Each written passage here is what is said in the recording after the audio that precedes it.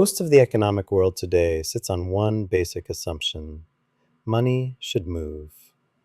Keynesian thinking built this. If people keep spending, growth continues.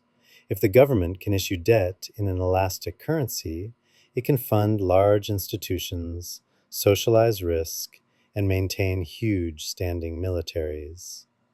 Inflation is part of the design. Saving is punished. Deployment of capital is rewarded. Velocity is the core metric. Austrian economics rejects that foundation entirely. It argues that sound money should be hard, fixed, outside manipulation. Savings should hold value. Debt should be real. Expansion of government through currency issuance should be impossible. Under that model, investment becomes deliberate, not forced by inflation. A Bitcoin standard is simply this philosophy expressed in code at global scale. If the world were to adopt Bitcoin as a reserve asset or as the preferred collateral base, the structure of the global economy would shift immediately. Bitcoin's supply doesn't expand. It doesn't answer to the needs of governments or the desires of central banks. That means the monetary base becomes deflationary by design. Currencies anchored to it would inherit that deflation. Wealth stored in Bitcoin would sit in an appreciating asset, not a melting one. Velocity would slow. Lending would become conservative because the collateral gets more valuable over time. Spending would carry a higher opportunity cost. In a system like this, people deploy money only into the things they actually believe in.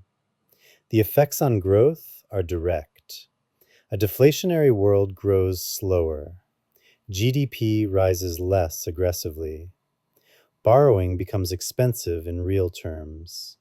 Businesses have to justify every dollar because every dollar gains purchasing power on its own. The upside is stability. Fewer speculative bubbles, fewer artificial booms driven by cheap credit, and fewer systemic breakdowns. The downside is drag. Sectors that depend on massive upfront capital, biotech, aerospace, frontier energy, may move slower because the cost of risk becomes heavier. Government and military structures would face the most dramatic change. Under a Bitcoin-based reserve system, governments cannot inflate their way into state expansion. Deficit spending becomes an actual burden. Standing armies shrink. Foreign bases become harder to justify. The military-industrial complex, which relies on endless streams of artificially cheap credit, would contract. Empires require inflation. Hard money starves them.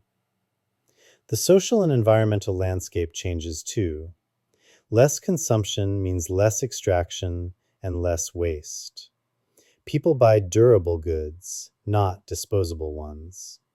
Households prioritize long-term security over short-term consumption. At the same time, deflation makes it harder for economies to respond to shocks. Recoveries become slower.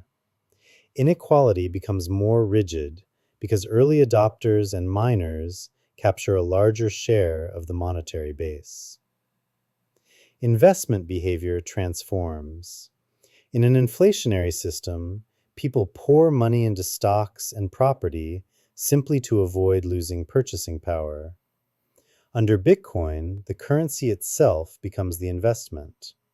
That means fewer dollars chasing speculative yield. Money moves only when conviction exists. Projects get funded because they matter, not because people fear inflation. Across that landscape, three world paths are plausible. The first is conservative prosperity.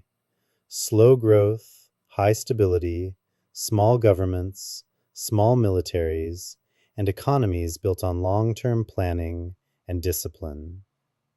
The second is a rigidity spiral: slow innovation, locked-in inequality, tight credit, and political frustration from low mobility. The third is a hybrid: Bitcoin as global collateral beneath a layer of elastic fiat. Governments shrink but remain functional. Growth slows but doesn't stall. Hard money provides discipline, while fiat provides flexibility.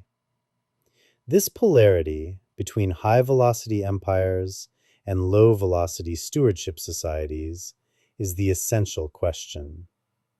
Inflationary systems grow fast, burn fast, and fund massive institutions.